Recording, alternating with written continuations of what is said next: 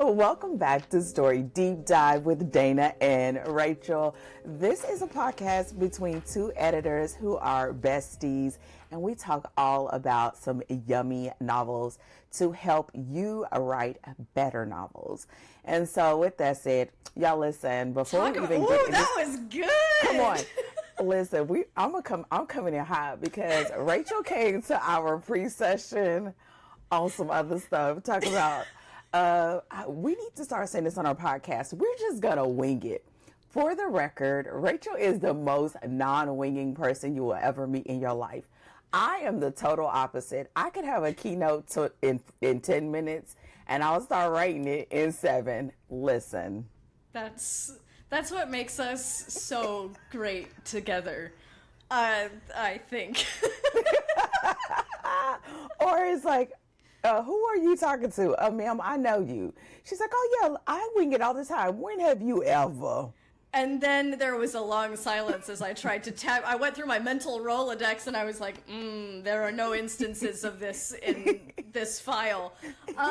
Also, the thing is like, I was like, I don't know, we can just like wing it. It'll be fine. Like, it'll feel warmer that way if it like doesn't feel so scripted. And then you went and you wung it and you did amazing. If it had been me hosting, it would have been like, this is a podcast where we, I don't know, talk about books and stuff, I guess. Like that, do you remember what happened when I winged my introduction at the very beginning of the podcast? Yes. This is why I don't wing things, because I was like, hi, I'm Rachel, I do fantasy and crime, and I stream on Twitch sometimes. That was the whole intro, and it was like, Rachel, you do so many things. What is this? This is what makes that hilarious. Is the fact that it didn't hit you to like 4 weeks later. Yeah, that honestly, it didn't feel good in the moment. And then I heard yours and I was like, oh, I've made a mistake. But then it haunted me for 4 weeks until I was like, listen, podcast listeners, I need to come clean about something because there has been an egregious error on my part. And what's weird is like it happened the same way that our conversations happen, where you ask a sensible question to me, right? So like when we're talking and I'm like, how are you? And then I like I give you the floor and I'm listening and I'm asking questions, and then you say, how are you? And I'm like, I don't know. like no one has ever asked me that question in my life. It was the same thing where it was like, Rachel, introduce yourself, and I was like, you want me to what? Like It's like hot dog. She's like, I'm like, girl, I have to explain. This is how conversations work. I say something, you listen, and then it's your turn. You can do it. And the thing is like, this is the funny thing. Is like, I get stuck because when you're talking, I'm so focused on what you're saying. Exactly. And the questions, like pulling out the pieces of what you've said and asking, like, follow-up questions, like I'm ultra like locked in on what you're saying. So then when it turns on me and you're like, you ask me a question, I'm like, I'm sorry, I beg your pardon. And this happens to me in like every time this happens to me in all human conversations. I am locked into what they're saying and so focused on it. The moment that thing turns around on me, it's like what have you been up to this week? It's like, I've never done a thing in my life. Like, I'm like, I don't know. I stared at the wall, I guess, for 7 days. No, I did so many things. I just can't remember them. I'm thrown off. Well, what I can say is, even though we laugh, you are an amazing listener and you're really great at asking questions. So you might have a deer in the headlights moment from time to time. That it belies the smarts that's inside that brain. But when you warm up, baby, there is no stopping you. Then we're firing. Oh my gosh. But I think that's also funny because when we go and we do events and stuff, how you're like, okay, so what's next? What are we going to do? And I'm the one like, me, I'm not doing nothing. Like, we are the total opposite. I'm like, listen, I've already peopled enough, but Dana, all you did was sit in the same room with them. That was enough. We were breathing the same air. That was plenty. We were sitting at the same table, and I had to have a focused conversation with you. That was enough. That was all the energy I can give. So yes, which is, you would think it's the opposite. I think people would think it's the opposite, but that's just like me and Keenan. People think like that I'm the one, girl. Girl, he went to something just last weekend, and he was like, "Yeah, I did like you said. I shut the place down." I was like, "Listen." That was one of the bigger surprises, was that Mr. Pittman is the social butterfly, because when you're talking, if you're talking to you, if someone is talking to you, you're very energetic, like you're very lively as a person, so you wouldn't expect that you're actually like, I could take you or leave you, let me get in alone, like in a room alone with a book. Listen, I'll see you. When I go to events, girl, I love going to events where nobody knows me, because I will hardly ever talk. People until I, not unless I'm confused or I have questions, because I'm not going to go there and waste my money. But if I go and I don't nobody know me, oh, I love it. Because I think it's also that thing of like, I'm very curious about people. I like to find out about their lives. That's why I like watching documentaries. Like, I'm really curious. And I'm the person, because I do ask questions and stuff, I'll leave with people's whole life story. I'll leave with everything but their social security number. That's true. And I've watched it normal. Happen.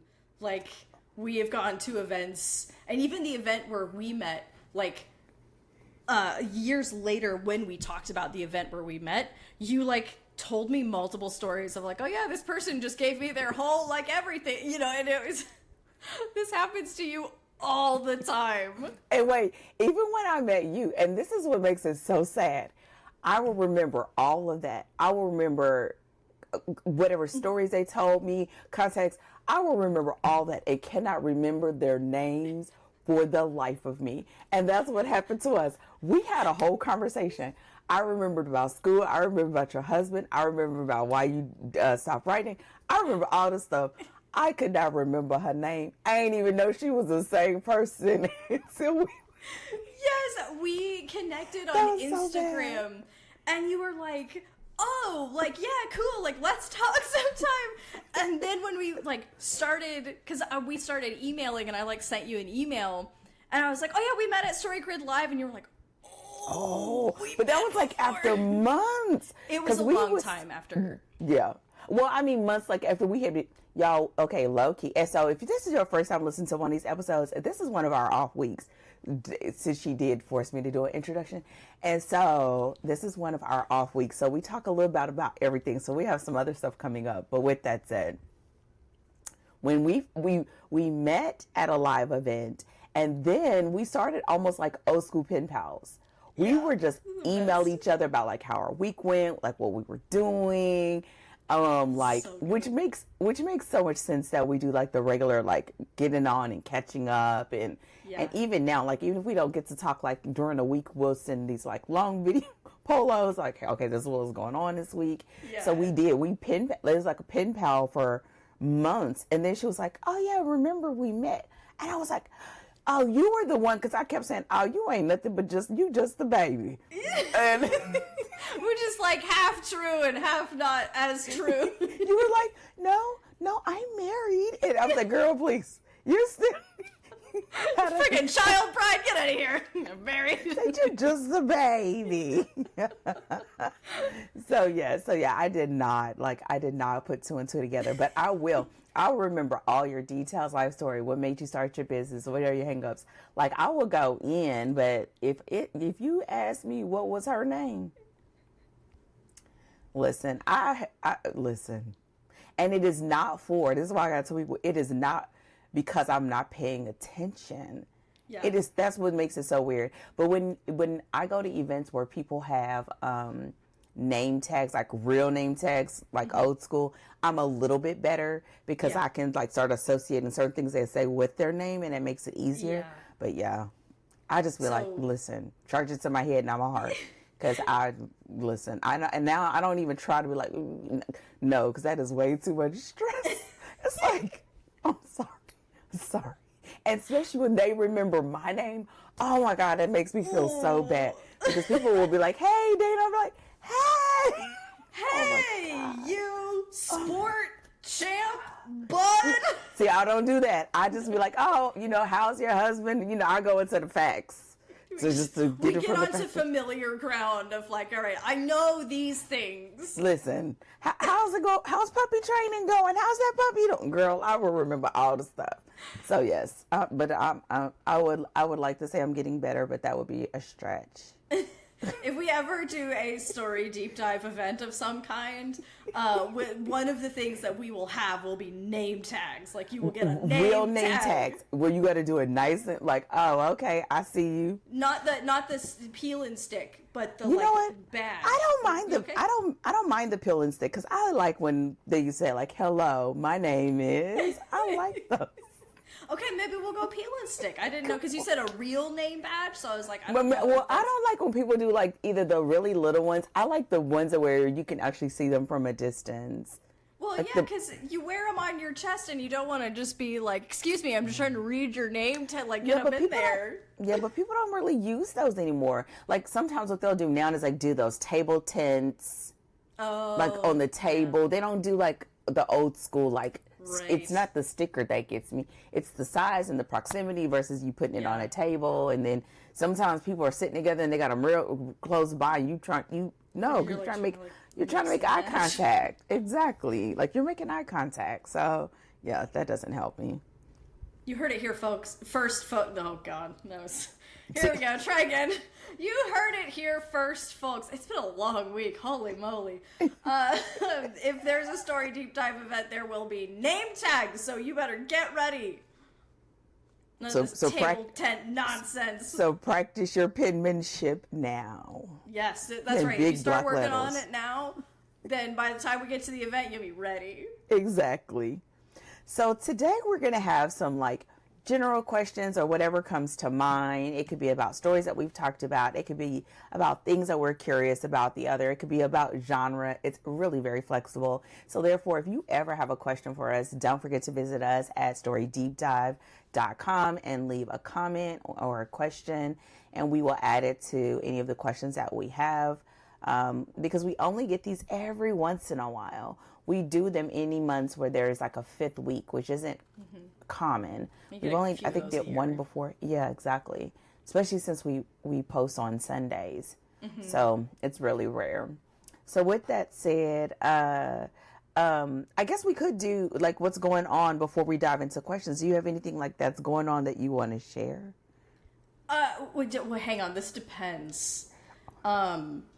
Like business-wise, or can I tell you about surviving the Alabama heat? Come on, let's go. All right. Okay. Listen, I'm a girl from. I'm from like the Cincinnati area originally, so it's not even north. Like it's like more Midwest, right? But I am not a hot weather girl. Like I'm sure you take one look at me and you would guess that I'm not super into summer. I live in Alabama now. It's hot, and it's hot like most of the year. And what I've discovered is that the secret to surviving the heat is wearing things like shorts and t-shirts, which means the black skinny jeans, they just don't cut it in Mobile, Alabama. Oh no, or they'll be stuck to you. Oh my gosh. Man, I had to finally figure out, like, Rachel, you're going to have to bite the bullet and wear like shorts. Okay, this is just how it's going to be. So to help with, because I'm like, yeah, but I still gotta look hard. Gotta be awesome, right? It's important. The people have to see the brand. Oh my goodness. So, what I've done to manage this situation is I've started getting band tees from my favorite metal bands. And so I've got one of them on right now. This is my Spirit Box shirt. It's simple on the front, but really cool on the back. Oh, I love that.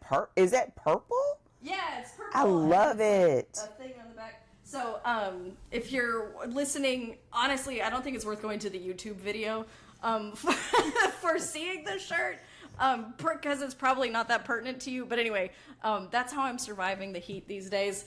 And I'm opening up I'm opening up a limited launch for some group coaching. By the time this episode comes out, that will be open. So it's for anyone who's on my newsletter. So this would be like your kind of like last ditch chance to like get in.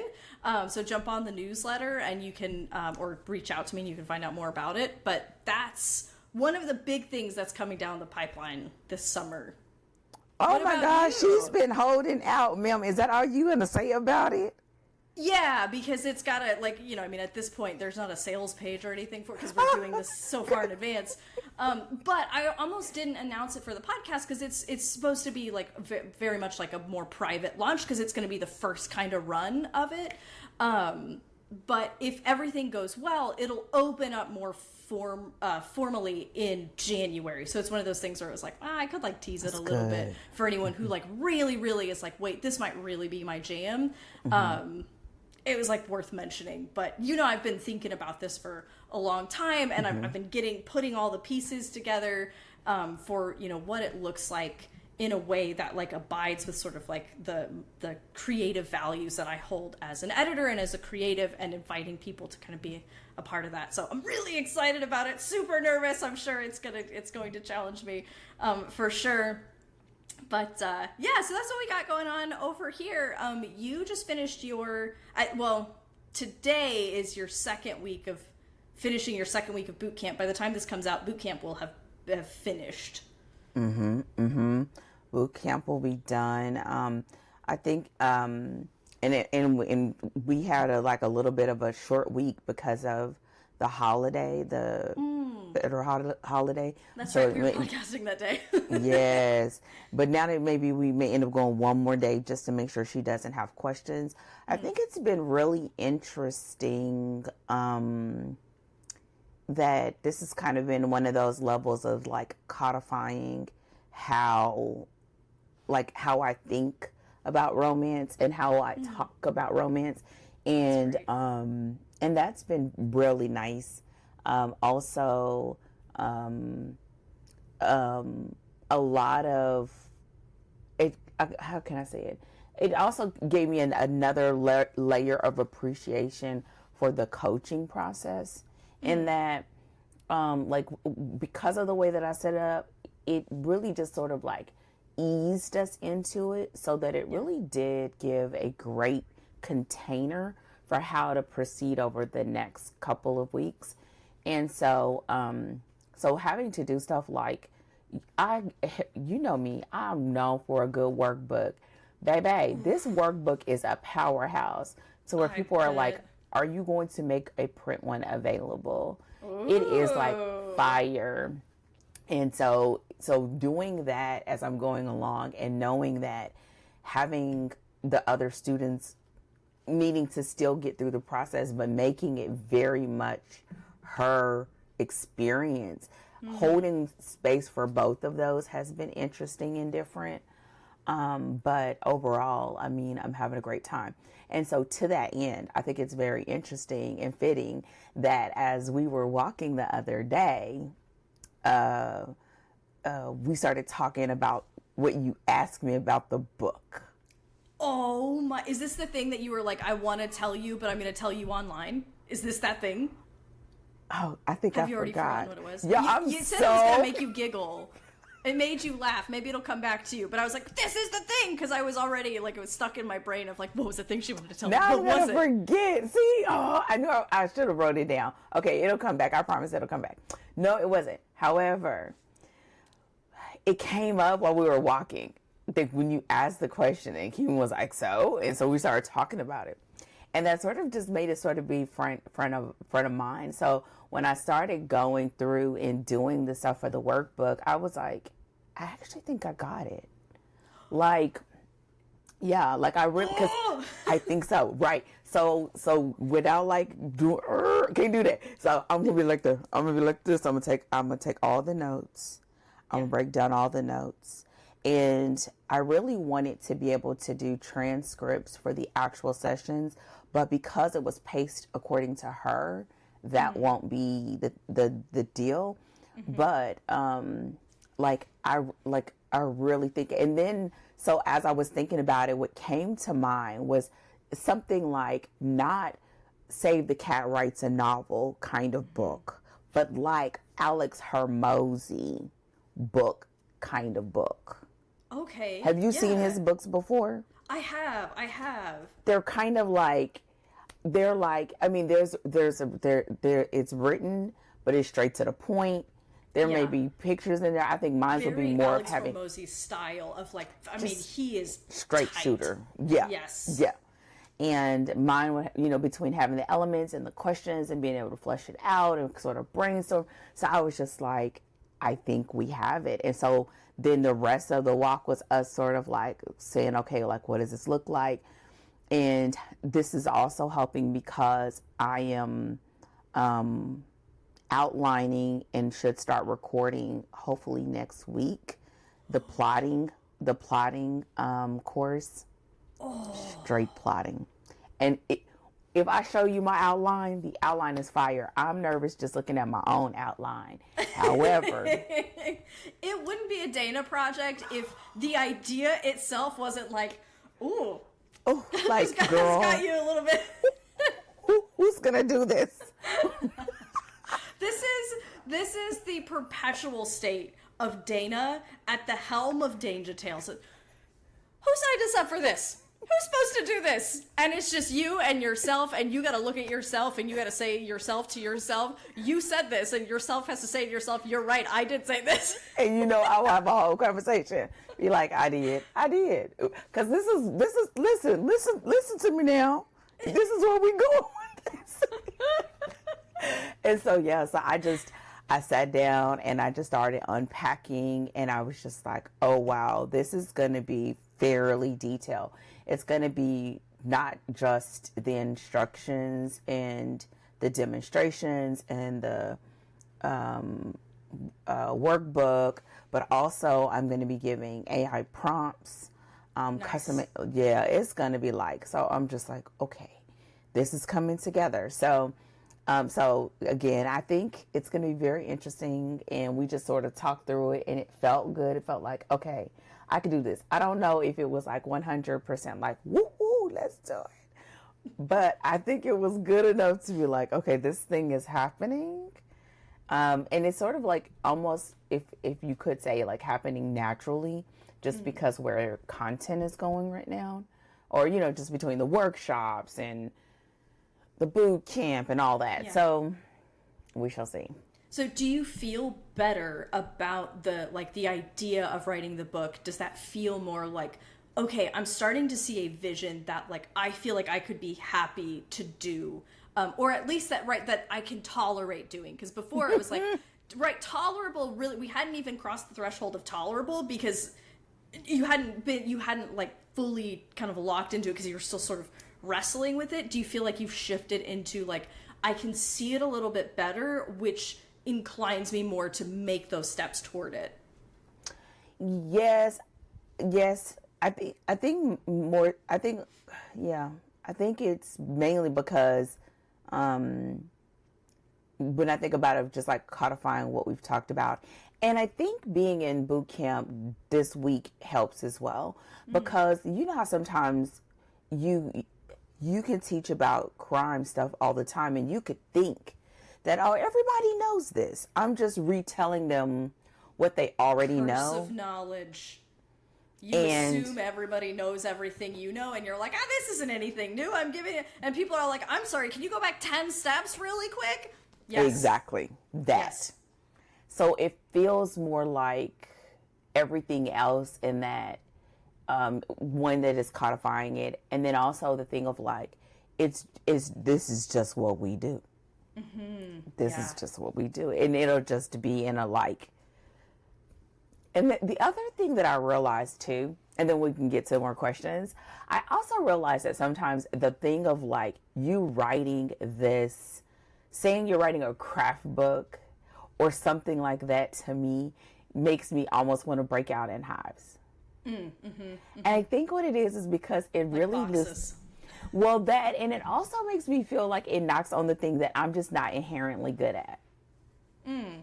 Just like, meaning like, Rachel, I don't know definitions of nothing. I don't.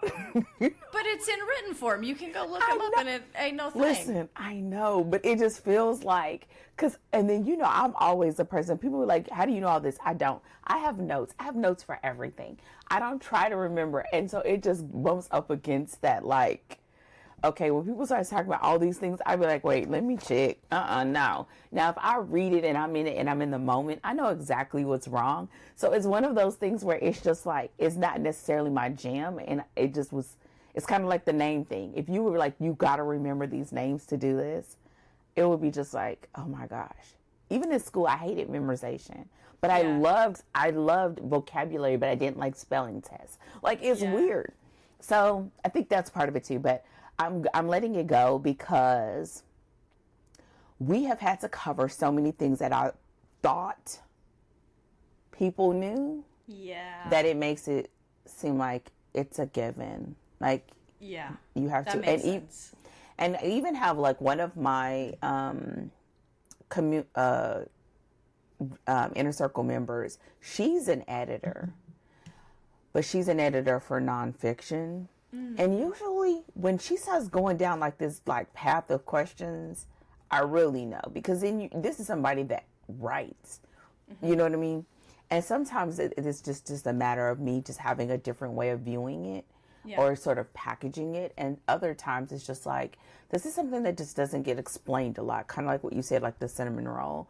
And to me, I'm always like, oh my gosh, because it's a definition. And I'm like, no, that's just not how I explain things. Yeah. And so even when I go on podcasts and they do it, I'm like, oh Lord, girl, I give the caveat every time. Because I'm like, listen, don't come for me unless I send for you. Okay? So therefore. That is... okay, so really quick, everyone who's listening to the podcast, before we got on, so we'll talk a little bit before we actually hit record. One of these days we need to start just hitting record and recording the pre-show. All of that just tasty, weird, yumminess, whatever it is. One of the things I was saying is that I love being I am so glad and so lucky to be friends with you, because you are so different from me and you are so much more confident and sort of self-possessed than I feel like I am. Don't come for me unless I send for you. These are reasons why I'm God, I feel so lucky to be your friend. I want to be like you when I grow up, because I want to embody more of that energy that you have. It is the most incredible thing to witness when you're just she's my hero. Oh my God. Listen, and now you done made me remember what I forgot. Girl. Yes! Listen, you saying that, listen, I appreciate it. Some days you may not want to say that. So I'll take it today. Okay? I'll take it today. So I was trying to tell Keeman about how we had the moment when we was talking about the book and you was like, oh, it was in 1997. And I'm like, don't say it. Don't say it. And I'm telling him, he said, don't say what? I was like, you sound like Rachel. I said, because every time we talk about anything in the 90s, it is inevitable that she's like, oh, I was in such and such. And I'm like, girl, I was a baby. Listen, exactly. I was grown ass. Okay? Listen. So... and he was like, but it was 1997. I said, babe, this is what she said. Oh, I was 4 or something. Rachel, he stopped. He said, what?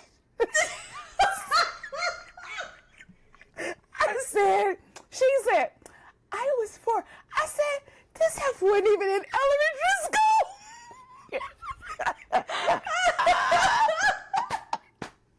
Rachel, you know I love you. I was like, this happened even in elementary school. Listen. Oh my God. I was like, I listened back when I was putting up our show notes, and I was like, okay, I said I was on my 3rd child, which wasn't true. I was stretching the imagination. However, I was in college grade. I was in my career in 1997. So, girl, we had a good laugh. That's what I was going to tell you. Baby, we laughed. Oh, we laughed. And I was like, sometimes I forget, because Rachel is such an old lady, Rachel, that you forget your age until somebody talks about time. And baby, when time comes up, I'm just like, watch her say, I was a thought in my mother's womb. We have had a couple of those moments where you're like, back in 1989. And I was like, I was not born yet. I had not yet been conceived. Listen, I feel like, it came out in the... I'm like, girl, oh my gosh. so many things. It's just like a whole like generation or something between us, but not. So the fact that we are just friends and good friends, it's just always, girl. Yeah. So that was, I told you I would remember. Because I relate to you in so, right, like, I mean, just like, because like we're both like business owners, we work in the same, like there's so many axes on which I identify with you. And I am also, like, I have a disposition, like I'm a 90-year-old woman.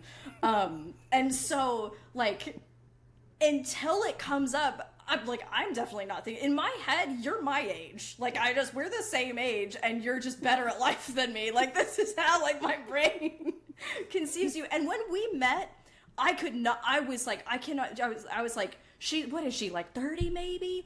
Like, I thought you were so much, because you look so young, and then you had the nerve to say something like, oh, I've been doing this for 20 years. And I was like, now I know that she couldn't have started this when she was 5 years old. Like, girl, and then that you know can't be me. it. You know me, I'll be quick. Because you know black don't crack. You're like, wait, what? You be, huh? Like, wait, what, huh?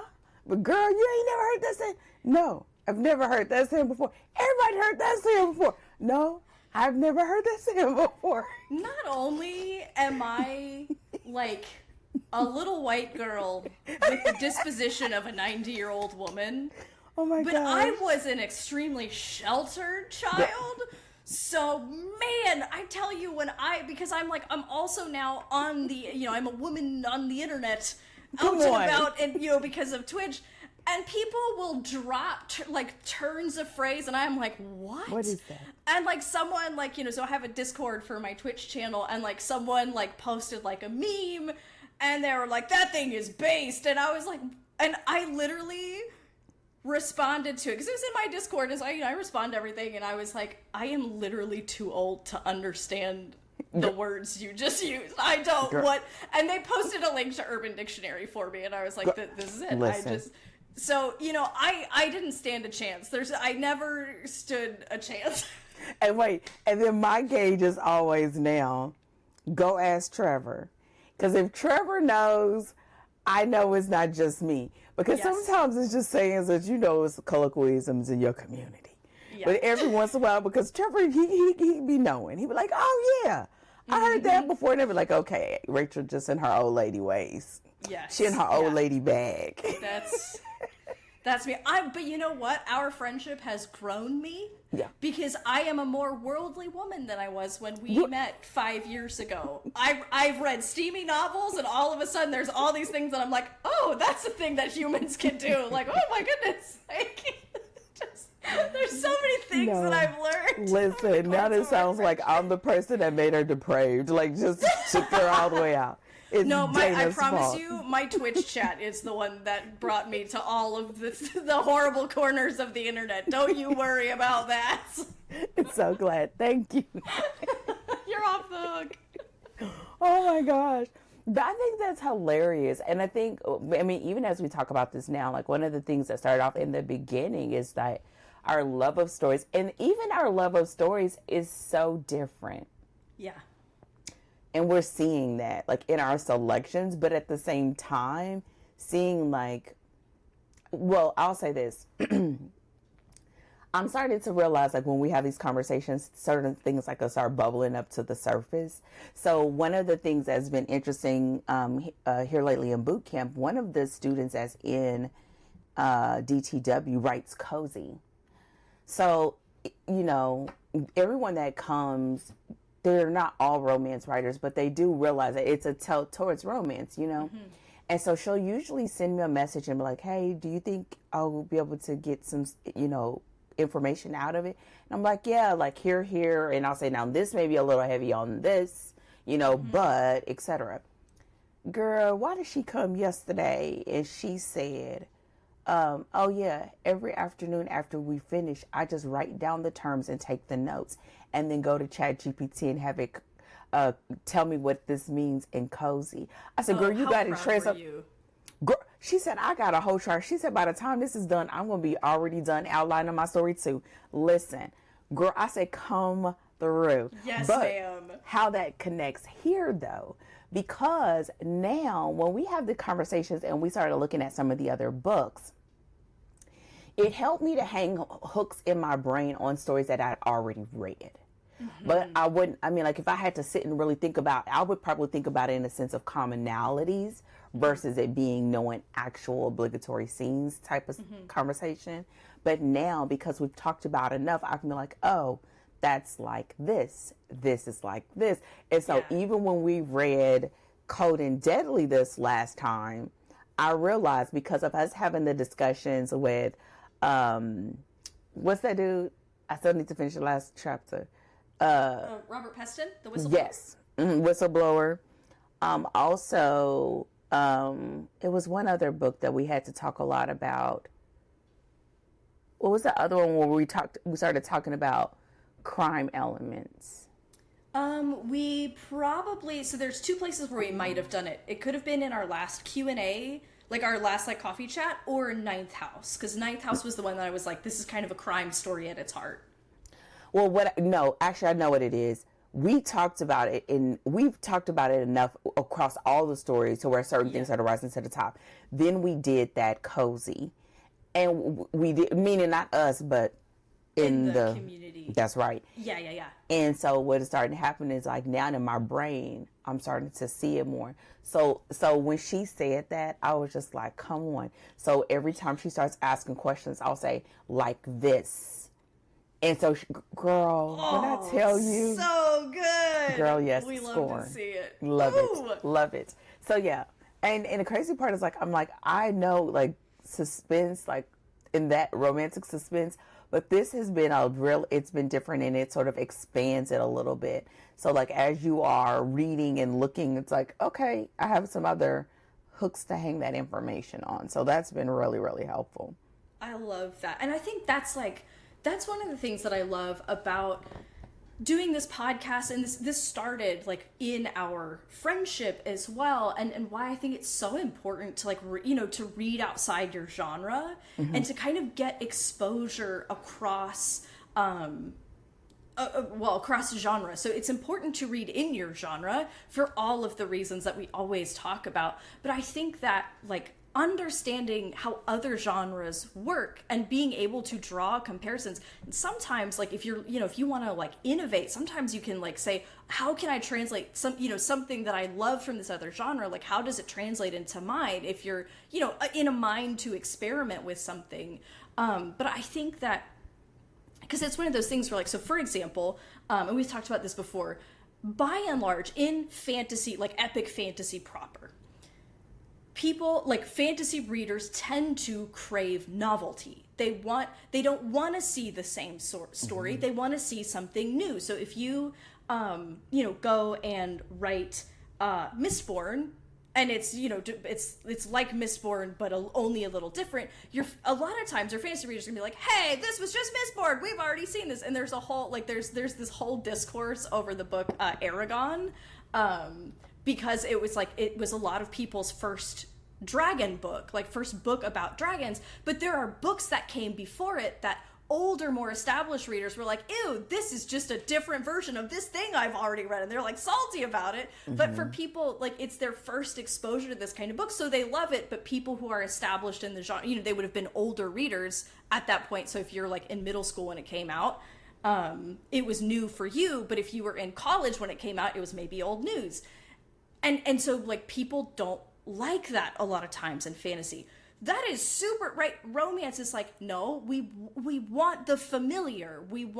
It should be different. We want like variety in the experience, but the core of what we want stays the same. And that's something that also people misunderstand about romance, right? Like people will criticize romance for that thing, not understanding that, no, this is what the readership is looking for. Like it's like your favorite comfort show, right? So for people who like to rewatch movies or shows, it's kind of like that, where you get to have this experience that you like, and you get to have it again in different ways and in different kind of shapes and forms. And so reading across genres can help you understand how different genres work, and it kind of broadens your exposure and your experience and it's a nice offset for reading deep and reading a lot in your own genre, but getting some of that mix in as well is, I think it's good for your sort of creative life. Yeah, I think the way that I always see that, and I totally agree, I see it as almost like the seed for brainstorming, right? Or seed for inspiration. And my thing is always like, I always like reading across, not always because I necessarily like it. And that's probably what I'm noticing more now is something that I really have to be conscious of, because I do so much reading and work that I don't have a lot of like wiggle room. So it's always like I'm very selective. But with that said, whenever you experience different twists and different spins and different, like, I love a good double ending. Oh, I love a good double ending. Things like that it would just make me feel like, and I was just telling the students that the other day, it was like, the way you get inspiration was like, wow, this is really cool over here. How would that translate in my story? Like, and how would I do it in a way that feels like me? And I think what it also helps to do is like break the sameness of it, because even though you want a sense of nostalgia and you want a sense of familiarity, you don't want same. Yeah. And that is a very fine line, right? That's such a fine line. And especially for somebody like have a lot of books, and it's like, okay, wait, have I done that before? And half the time I'm like, girl, I just told you I don't remember people's names. So it's very interesting to be able to encounter that. And but yeah, I totally agree. But I think doing this, we were already sharing books across for the sake of clients, and also just sharing personal picks to get each other sort of acclimated in things. But what I think is the more that we're having conversations, our conversations then are grounded in craft, but not 100%. Right? Because we may drop down in a particular nuance because that's why you're reading it. Or I may be focused on a particular element because that's why I'm reading it. Here, it's sort of, it's a force and function to be a little bit more wide, but not too wide. Right? Like, we're focused on those core areas. Even there are times where I'm like, man, we could have sat in that same area for 2 episodes. But it's enough to just sort of agitate or turn on that sense of, I need to read that for myself.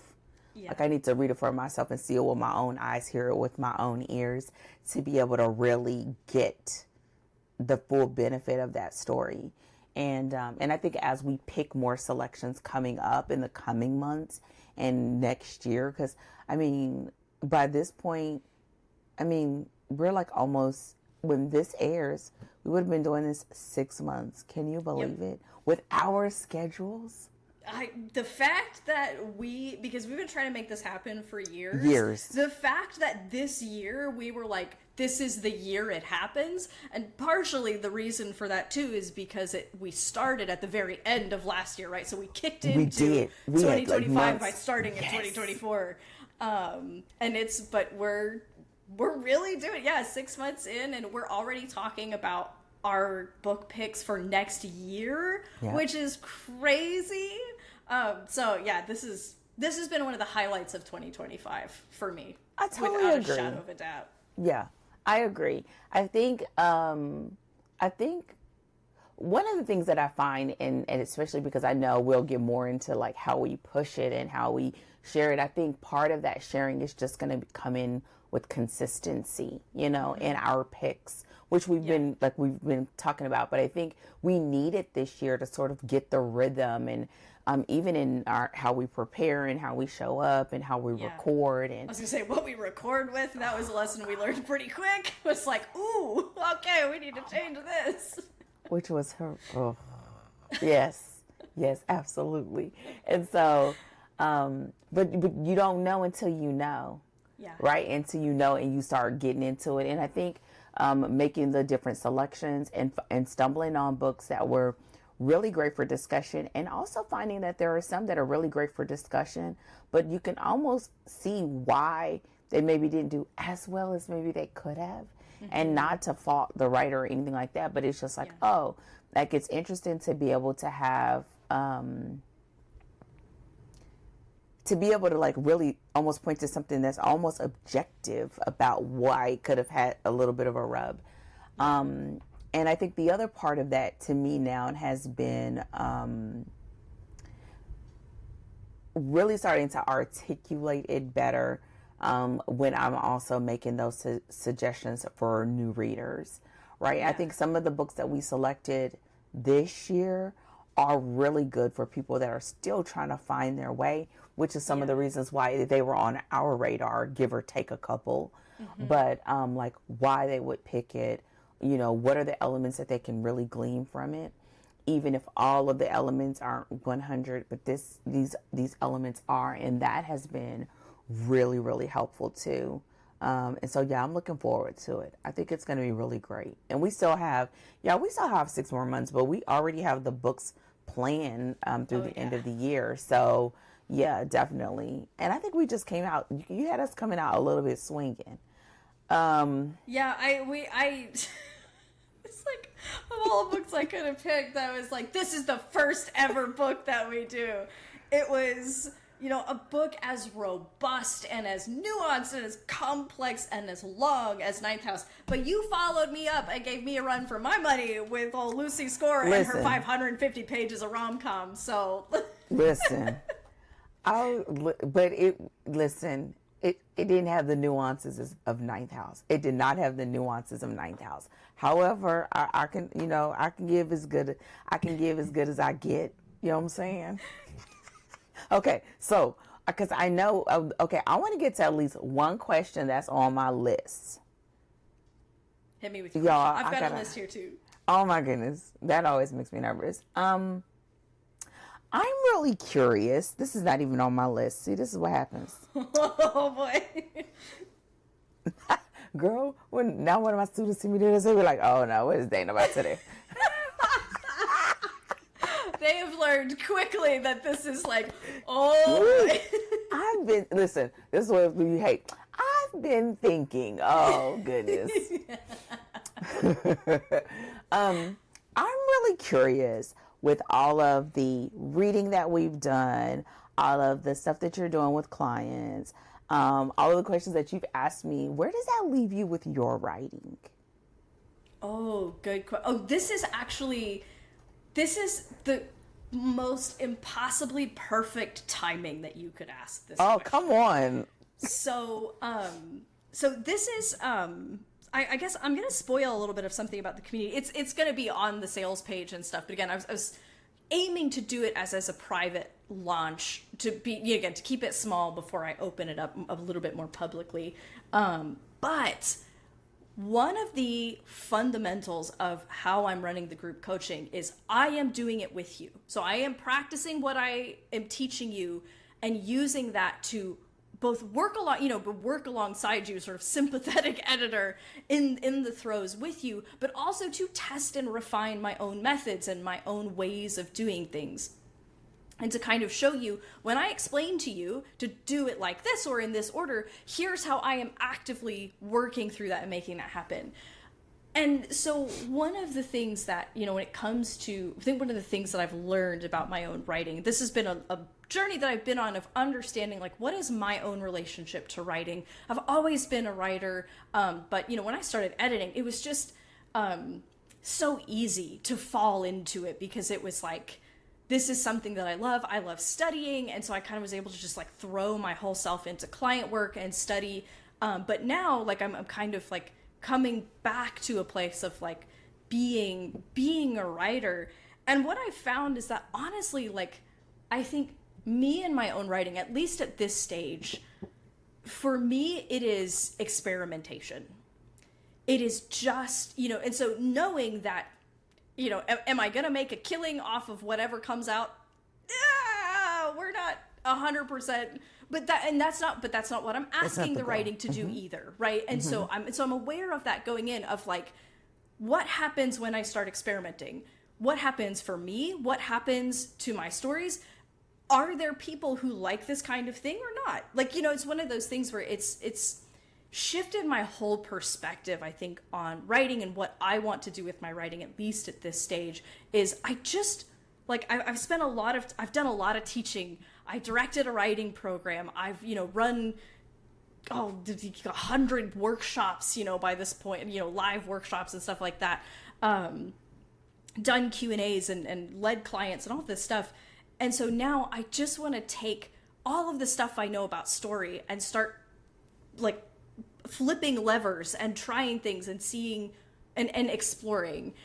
And I'm really excited about that because for me, it's such a low stakes way to approach my writing, but it's also true to the way that my mind personally works. Like, I love learning stuff and I love like digging into something and then pulling out as much as I can and then applying it. And this is just another way that I get to do that. So that's kind of where all of this is sort of like brought me to with my writing of like, now I'm going to experiment with my methods, with my genres, with my, right, all of it becomes this kind of, this lab where I'm just trying stuff out and seeing what happens and sharing it with people, in my, in that sort of like closer circle, because it's nice. This is something that phrase I started saying a few years ago, and it's just always stuck with me. It's like, writing is more fun with friends. And so that writing can be as solitary as you want it to be. So if you want it to be solitary, like, you can, but it doesn't have to be if you don't want it to be. Like, if you don't want to be alone in it, you don't have to be. And I think there's a lot of value in when if I'm going to instruct and if I'm going to demonstrate the writing process, if I take the stakes off of it for me, it might give others also permission to just take some of the stakes off of it for themselves as well and approach it with that same kind of curiosity. And then we have, I have guardrails for if I'm teaching someone. I'm like, hey, if you want to publish this, though, if you want like people to read it and all these things, that's again why we use the 4-act structure, and we do our genre research and all of these things. So yeah, that's kind of where I've come to it, and I'm really excited to kind of lean into this next phase of how I'm approaching my creative life and sharing that as well. Okay, so can I ask a follow-up question? Hit it. Ask that follow-up question. We'll see if I have an answer. So will we get to see some of that here? We've talked about that.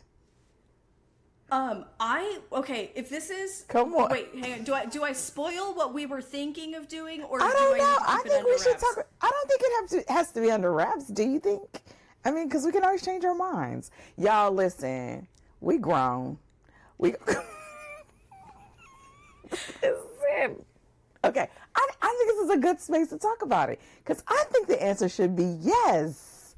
Are we talking about the experiment? Yes. Okay, all right, yes, okay. I want to make sure I wasn't going to start talking about something. You would say, that's not what girl, I was referring listen, to. Didn't I just tell you the definitions and stuff? I'm like, wait, what things? Girl, and I'm good for forgetting stuff. Okay, yes. So I would love, whether it's like an offshoot series or like a bonus series or whatever, I think that it would be, because one of the things I've also gotten really good at is like letting people like laugh at me a little bit, not in a negative way, right? But this is like, because I stream on Twitch, I play horror games and let other people watch me play horror games. Okay, so this has become like a thing of like, we're all just gonna have a good laugh at what's happening, right? So I would love to do a podcast or a series or whatever where you teach me how to write a romance novel and I write that novel, and we like, however you want to like open up that process, show behind the curtain, like I would walk through that process with you. And because I think the comedic effect would be so much better, it would be steamy. I think that that's like a requirement, because we lose so much of the comedic effect without adding the steamy part. And that's like one of the hardest part, that's one of the parts that people really struggle with. And so it's like, all right, we're going to teach people how to write a sex scene. If you can teach me how to write a sex scene, you can teach anybody how to write a sex scene. Y'all, I'm not going to say to Rachel what I want to say to her on a recorded line about these sex scenes. However, I really think we should do that experiment. I think we should really look in 2026. If we did, I already know what I would do. Wait, as in like the project that you'd be doing too, or like how that you I would do. Oh, I already know how I would teach her how to do that. Girl, that ain't nothing. You've already done that 101 times and then a few more after Girl, I have you with people swinging on the chandeliers. Listen, I mean, I was talking to one of my clients about this the other day. You know, we've been through Lucy's score, and Lucy's score, she goes hard. And I think, she's pretty spicy. She does. She does get there. She takes a little bit of time to get there, but she'll go there. And so when she's there, she is there. She's all there. Yes. But when you get to book 2 in the Demigods of San Francisco, I want you to tell me what you think now, because baby KF Breen said, "Hold my beer," because let me tell you. I think that should probably be one of the ones we do in 2026, because that's the one you really, really wanted to like talk with me about. But I have to read the first one first. Yes. So because I think you're gonna love it. But with that said, I know what I would do.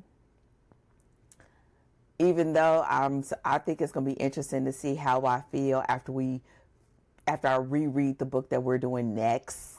Because that's gonna be the first time that I've read it in a long time. Yeah. And I think it's going to be very interesting. So yeah, I think, well, to your answer, I think it's going to be so phenomenal for that to be a part of the experience. You know, I'm big on the fact that a lot of what we learn happens on the page. You know, even if people don't decide to publish. Now, I do think that publishing is an opportunity to see how does it, it's almost like stress testing. Right? Yeah. How does it hold up in the with readers? Because that helps you with making adjustments and changes. But in general, I think it's helpful. And I think it's something about, in this space, I think it's easy to say the things that you should do. But if you haven't done it, you know, like, yeah, you could say, oh, you shouldn't be staring at a blank page. If you haven't had to sit down and write a story to deadline and you're staring at a blank page, you can miss me with whatever you want to say.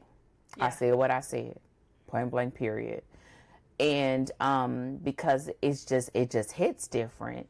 And I think it helps to provide a sense of, it's almost like book knowledge and street knowledge to the same problem, because you'll have a different type of client that will need a different type of thing from you. And sometimes they need book knowledge and sometimes they need street knowledge. It's just how it goes.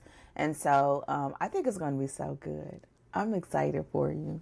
Thank you. I'm so excited. And I'm excited at the prospect that this also sort of springboards us into possibly opening up a new project in 2026. Because this is something we've talked about for maybe like a year or so now. I think a little bit longer. A little bit longer, yeah. And I think that like it's one of those things where you start to feel the way things start to align and you're like, oh, like I think it's getting time. Like same thing with the podcast, same thing with like launching this community, right? It was like, I think things are starting to come together in such a way that like, I think that it's getting to be time for this thing. And so I think that that's the same thing here. And possibly because we were thinking about also doing like a switch of like, possibly walking you through writing a crime novel. Yeah, that's why. But I think that if I was trying to show you how to write a romance, that's what I would be doing. But I think I would do a real cozy. Like a cozy mystery? Yes. A murder mystery kind of cozy. I've got, so on my list of like books that like I am kind of digging into are some cozy mysteries, because all of my crime clients are like gritty crime. So I don't do like just my clients by happenstance, or maybe it's the way I present myself that people are like, she probably doesn't do cozies. I don't know. But like, but most of my crime clients are like crime, police procedurals, journalists, crime stories, that kind of thing. So most of my clients don't do cozies.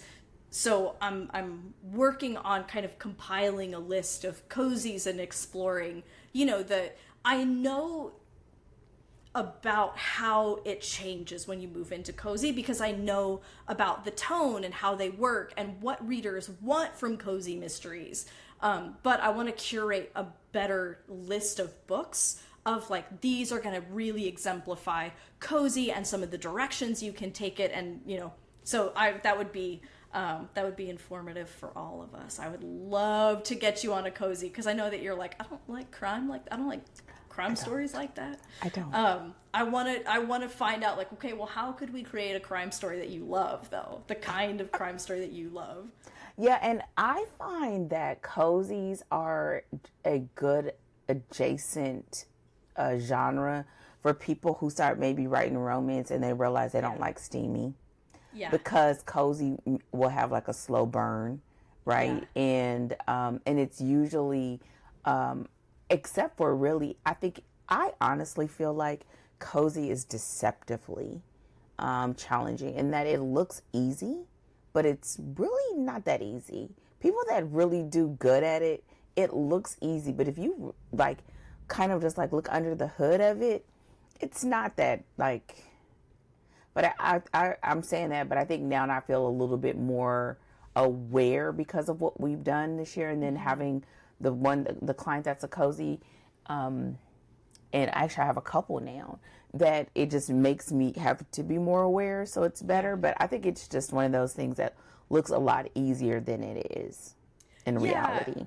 And it's that thing of like, when someone does it well, they make it look effortless. And because cozies are, I think, lighthearted by nature, they tend to be overall lighter. It can be kind of like rom-com when it looks so easy to do, but it's like, go ahead, try to make murder funny. Go ahead, sure, just sit down and make murder hilarious. Like, good, all right, go get him. Good luck, right. And so it's not as. It isn't as straightforward as someone who does it, and it's light and it's funny, but you're curious, and they do all of those things at once, is not quite as simple as it looks when you're just reading it, and the experience feels seamless. Exactly. And then at the same time, it is more of a like, almost like mechanics, right? Like that needs to happen, because you still have those elements of culprits and clues and red herrings and all of that needs to be just done just so that the readers have a full experience too. So yes, okay, y'all, I think we're gonna be cooking up something in 2026. So before we get ready, because I know we're getting to the tail end of this, do you have at least any questions you want to ask, or one question you want to ask before we end scene? I do. I was like, I gotta get to at least one question for Dana. Okay, and I'm like torn between two of them, but I think I'm gonna opt for, because you referred to cinnamon roll earlier, and I had warned you that this was like a question I was gonna ask you about. So, you have often referred to sort of like non-alpha males, like main male characters in romance, as cinnamon rolls. And my question, this is sort of like a multi-part question here of like, is that right? How could it be otherwise? Is that a popular trope? Is it something that writers should avoid? Is it something that like, it's actually not a trope, but something people do on accident, and that's why their stories don't work? Is it common for writers to accidentally write a character like this when they don't intend to? So it's sort of like, is this an actual romance trope? Is it a thing or is it like a thing that happens that misfires your book? Like, help me understand the cinnamon roll. Well, I may ask you to tell me the subparts, but I'll say this in general, and then we'll lead into the subparts of it. I believe that cinnamon roll in general is something that's becoming more popular, but not more popular in that it's trending. In that most of the time, the cinnamon roll male character is honestly like just your everyday good guy, right? He's just a regular good guy. He's, I think some of the things though that happens to some of your other questions is that I think sometimes people go for the cinnamon roll because the alpha has been done almost a disjustice sometimes. Like you can have the alpha that's the alpha hole kind of vibe, and that's one, but there can also be an alpha that's somewhere that's in between that, right? Between the cinnamon roll and that it's not that people run over them, but they're sort of like, for lack of a better word, passive, right? Just like a laid back kind of just regular guy. But I would say like a regular alpha could still be not all the way to an alpha hole, kind of like douche, kind of like almost it's like edge. domineering. Yeah, but it could be that he's just, an alpha can be just like, knows his mind, knows what he's going after, is not going to be apologetic about it, but doesn't have to be an ass about it either. You know what I'm saying? And I think there's a fine line. And I think because of the other one has been so prominent, that it makes it so that there's some women that say, I don't want to write an alpha at all. And then they go to the beta. And I don't think that's the right response. And I think that's when it can go wrong. But there are some that if you're writing something like a cozy, you might in fact have a beta, right? He's not trying to, get her to do anything the way that he wants. He's there, he's there to bounce off of. I was reading a sweet, I kind of thought it was a sweet romance until it wasn't, but like a cozy romance. Till it got hot all of a sudden, and you're like, oh, all right. And that's why I was like, this is where people kind of get that beta thing wrong, because low key, I felt like he was a beta until they got into the bedroom. And I'm like, that's all kinds of wish-washy wrong, but whatever. Okay, so it was like he was giving that, but then in the bedroom, all of a sudden, it was like he was another person. And Exactly. He was like, ah! Girl, I wouldn't believe in it for a second. So, which can happen, right? You have this sort of mishmash. So I would say that sometimes I think that people will do the beta because they're trying to avoid the alpha hole, but you're not realizing what are the strengths in having an alpha male character. And that was one of the things that we actually talked about quite a bit last week in boot camp, in that what I'm challenging my students to do is look under the hood of why romance readers like that trope. Why do they like that trait? Because it's not because they're all, now some like, there's some like, I like it a little rough. That's just some people that's that way. But that probably isn't the majority though. The majority would probably say, I like a man that knows his mind, that when he sees a woman, he knows that that's his woman, that is career driven, that commands attention. And that would be an alpha. Nothing about that is being, ill-willed or mean, not necessarily mean-spirited. I don't know another way to say it. So I think there's this fine line. And so what I would say is, if you're a person that you're looking like, okay, am I talking about an alpha? Because most main male characters in a romance will be an alpha. And when I say that alpha too, I'm not saying as if you're in some sort of PNR or something like that and you have shifters and that's an actual hierarchy, not that. We're talking about it as a characteristic, a trait. And what I would say is, like, if you're thinking about your character, define what that means to you through the lens of that character. And that'll help you to see whether he is an alpha or if he's a cinnamon roll. And there for a little while was some, that kind of got a little bit of traction, but I don't think it ever stays long, because there's very few women who had someone that, if it's a guy that you are feeling and he's standing beside you and he's just kind of there. You know what I mean? It's just like, I'm not saying that they don't have this, they're not decisive, but it's usually doesn't give off leader vibes. You know what I'm saying? Yeah. And I'll write just to like kind of insert in there as well, is like one of the things that you've said is that romance is actually at its heart a very traditional genre, and that's probably also why those are the like sort of the characteristics of a main male character. So what are the benefits of a beta kind of character? Like why might you choose one of those?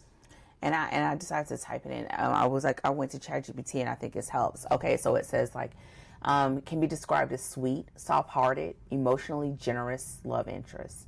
Sometimes it may look tough or intimidating on the outside, but is unfailingly kind, loyal, and loving at its core. And here's the thing that I think that can be a downfall of having that sort of main male character is that you don't give him a lot of room to evolve. Yeah. Right? Because he's almost like just steady. And usually, and this is one of the things, again, that I was teaching this week of like, why is he that way when you have that sort of alpha hole quality? If you make it that he's just nasty and mean-spirited, that's already almost like not in pocket with romance in general. Usually it is a form of being guarded. Yeah. And if you take that it's a form of being guarded, then that really is just a state of self-protection, if you will, right? Yeah. Without saying it. So I think, and then it could be, and this is why, in fact, that it can feel like, in some aspects, can feel like a cinnamon roll, because he could just be kind-hearted to her. Right, yeah. And I think that's another way that you could write it that still feels like it's in alignment with what readers expect from romance. Because I think at the end of the day, it's like a feeling of being seen, protected, covered. Yeah. You know, if something goes down, you ain't got to worry about your man having your back, right? Yeah. There's very few women that's going to be like, oh, you know, like, no, let's talk it out. No, they're gonna want somebody to be like, listen. And then we don't need to go all the way out, but I think that's what it is. And so, I think sometimes people can associate the cinnamon roll with like cozy, and I don't even think that is per se, at least not to me. But there are some people that like it. I think it's a smaller subset.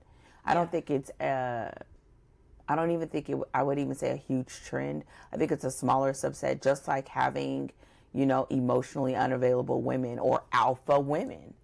When in reality, you know, there are a lot of alpha women, sometimes whether it's by you have to or just by circumstances require you to, or that's just but you don't see that a lot, not in best-selling romances. Yeah.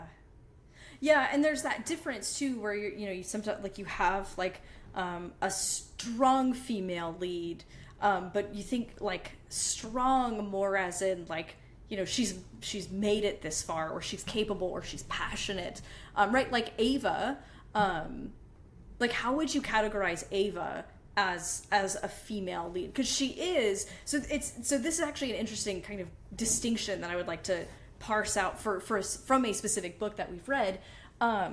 Dominic he's been trained to basically have control of the situation. So it is a more, I would think, and you can correct me if I'm wrong, he is still sort of in that alpha male category because he's in control of the situation, but he does it from because he's a hostage negotiator. So it's calculated, it's thoughtful. And Ava is the one who is like, let me out of, who's just like very like, how would you define sort of those characteristics where you're still seeing, I think, those traditional roles in the, for the romance, but without, but Ava's still, she's smart, she's capable, she's awesome at what she does, and she's more hot-headed than Dominic, who's up in the hierarchy, but also is trained to handle. Does that make sense? It does. I think one of the things that I will say is this is one of those rare books, and y'all, this is from Cold and Deadly.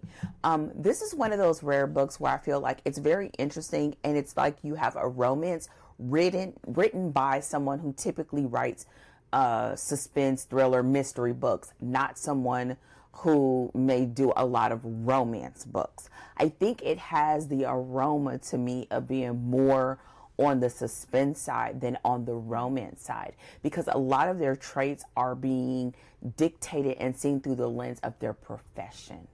Yeah. And not through their gender or chemistry or any of that, right? It's not done through emotions or because it's also in a professional capacity in which they come together. And I think that makes a big difference in what some of those traits are as far as being highlighted. Because even when you said that, when we saw him in that capacity, it was in his work capacity. And a lot of it, she was deferring to him because he was her superior, right? And that's a little bit different, right, when you have someone in your personal capacity and whether or not you would be feel comfortable and confident with following that man's lead. Yeah. Right. And that's something that I think for Ava in this case, she probably would almost be defined as being aggressive more than alpha, mainly because she really just had to take those shots when she could. And she took being misunderstood as a given if it meant that she could get to the end, which was solving this case in this matter. So I think, but where the author did a really great job is showing how that the characteristics of him as a man helped her to soften so that she could be comfortable with following his lead, and it did not diminish. Now, on his side, he just kept saying, oh, she's smart, she's competent, she's a good agent. But it really wasn't towards the things that may cause her to be aggressive, because those things were present of like being a female, being in a male dominated environment, but it didn't go a lot to her as a woman, because even in those moments, her as a woman, she softened, right?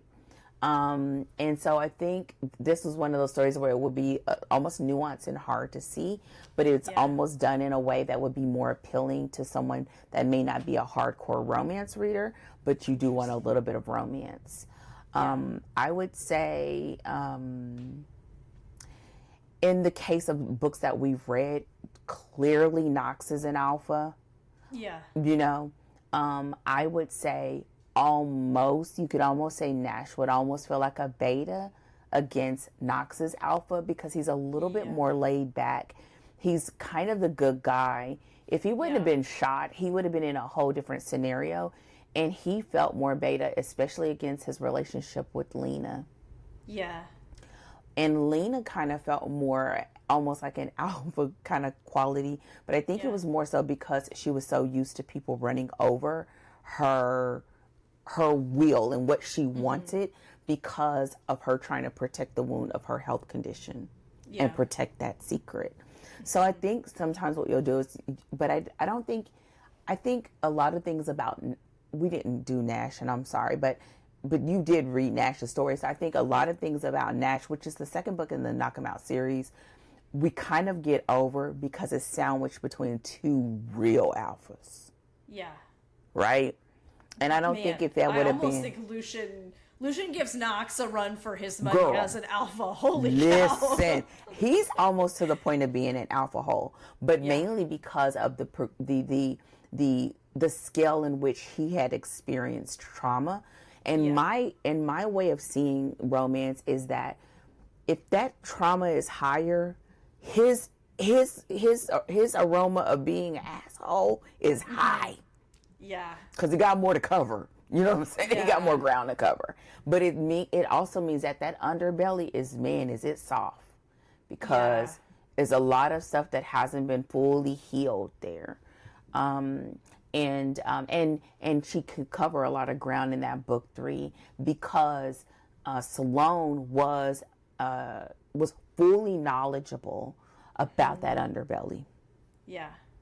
Right? So there was no need to even have to get into the extent of it. She had to get into more details, but she was already fully aware. So what I would say to that in the end is like, you know, your selection of characteristics and traits across your couples it's really critical.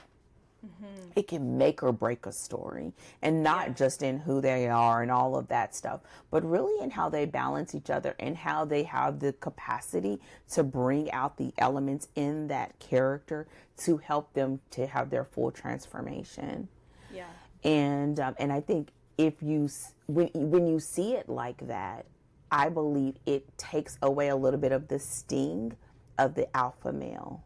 Yeah, because there is this soft side of this is a hurt person. That's right. And it counterbalances, and I think that's something that people, that it's easy to misunderstand about alpha males or why women like them, because it's not just like, I love an asshole. Like, that's most nobody's vibe.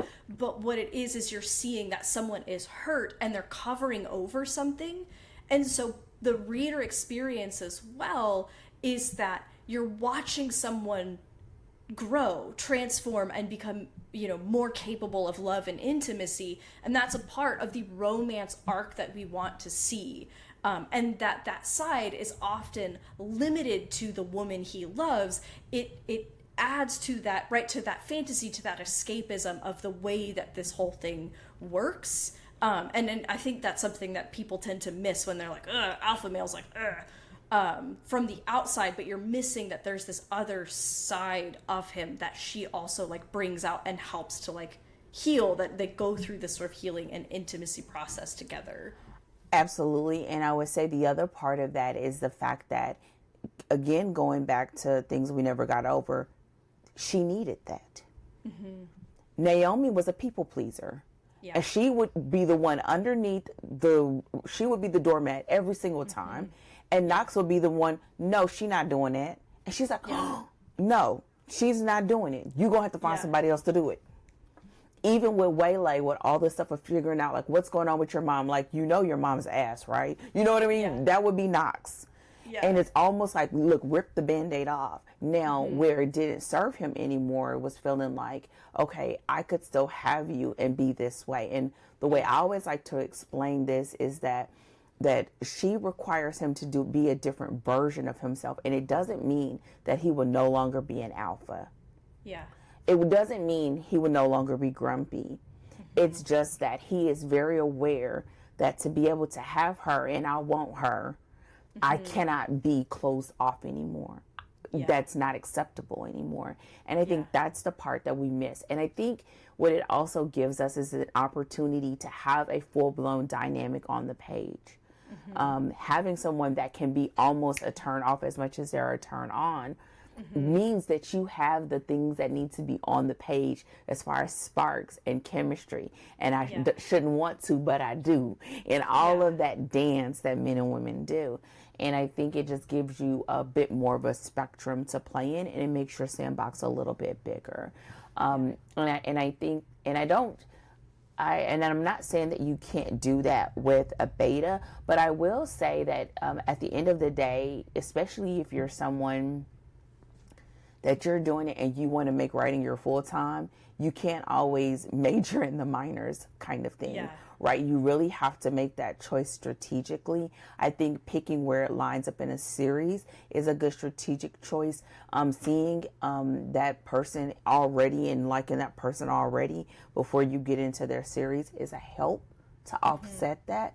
But I think I would say just do it with your eyes wide open, because I don't think that I think at the end of the day, very few women want somebody like, especially now where women are like the majority of the, what it calls the workforce, rising up in ranks, and a lot of them are calling the shots in their everyday lives, and they want somebody that's going to come into their life and could tell them like, I got this. Have a seat. You know what I'm saying? We don't want you to be rude, because I'm going to tell you about yourself. However. But like, it's almost like someone who's like worthy of her. Like someone who can actually stand next to her and hold space, because women have, have risen in the ranks of hierarchies and are in these powerful positions. You want someone who can actually stand next to you and isn't like, I'm also here, hi. Like, okay, well, in that case, I'll get an executive assistant. Thank you. And make her feel confident and comfortable enough with you that it is okay to take off my cape. Yeah. Right? Yeah, I don't have to be Superwoman today. Of the escapism. Yes. Is I don't have to be the person running everything, having everything upheld at all times. At all times. I don't got to be the one juggling. I don't want to be the one doing all the things, right? And I will say one more thing to this, and because I know we're knocking on time to close out. I will say that one of the things that I find, especially when I'm working with students that pick romance as a category, because it is one of the most commercially viable and earns the most kind of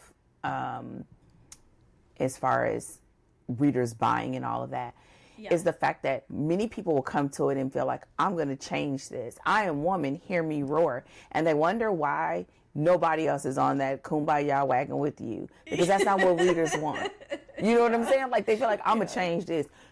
She's gonna be the CEO, and he's gonna be the nanny, and all this other stuff. And it doesn't mean that it won't work, but a lot of times you have a long road ahead of you, because the reality is a lot of the women that you are writing to and for are the ones always having to call the shots, always the one taking care of the kids, always the one that everything falls on, and this is a space where she doesn't have to be that.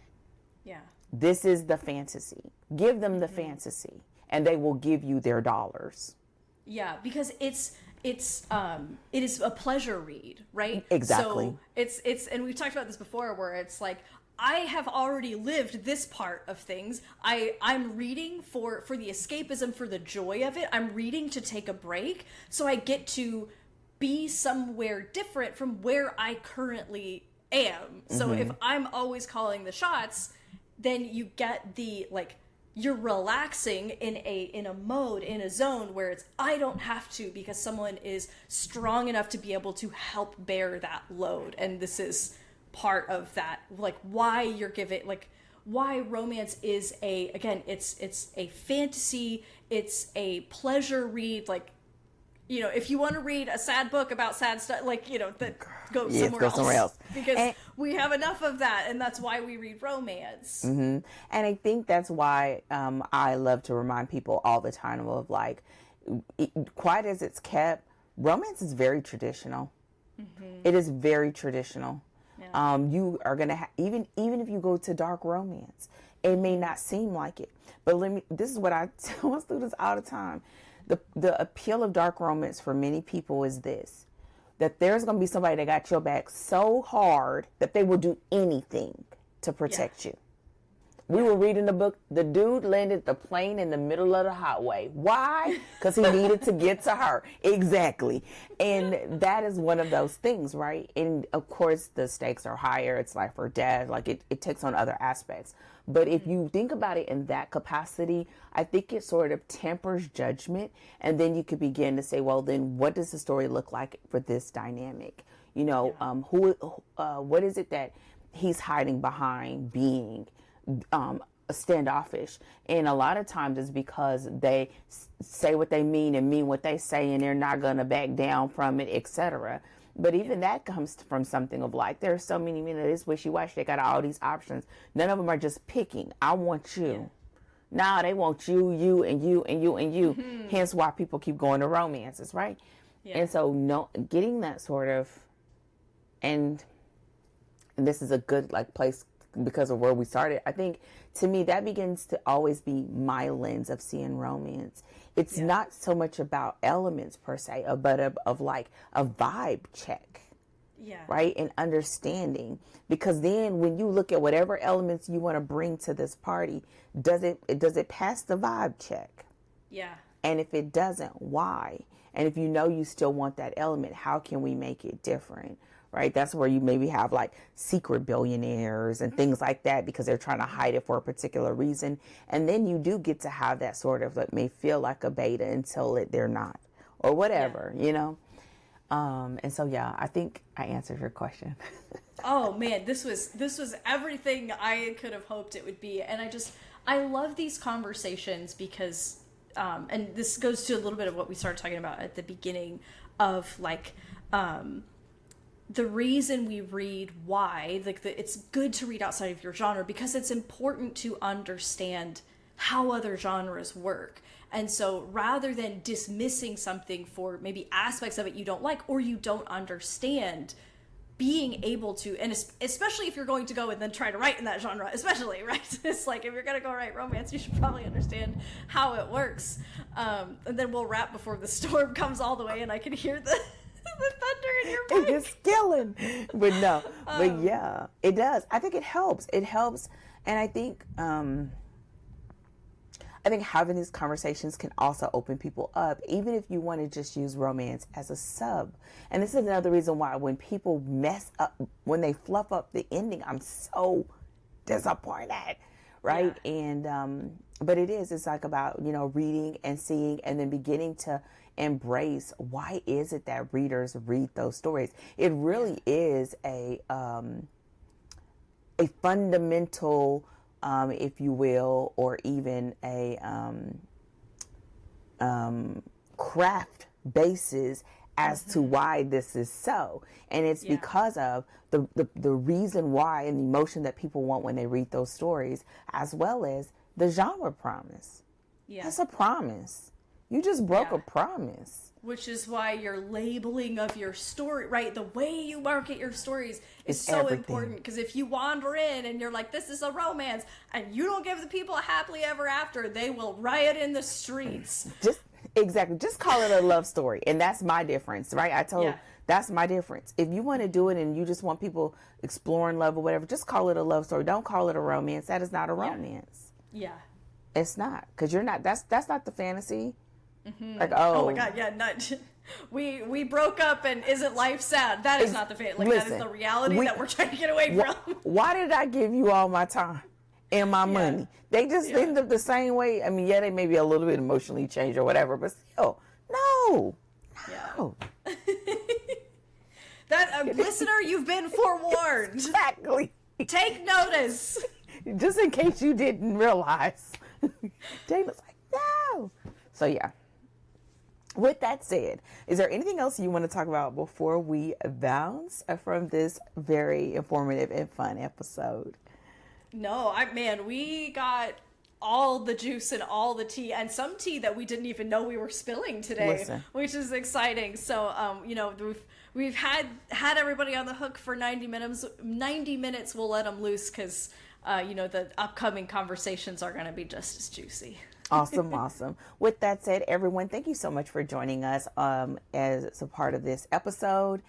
We will be back next week with our first overview of our next read, which is One for the Money by Janet Evanovich. So we're looking forward to that. If you have not done so already, don't forget to subscribe or follow or thumbs up or leave a comment. Do all the things to make sure that we are coming back with more episodes, and we will see you all really, really soon. You can visit us online at storydeepdive.com, and we will see you all really, really soon. Take care, and as always, happy writing.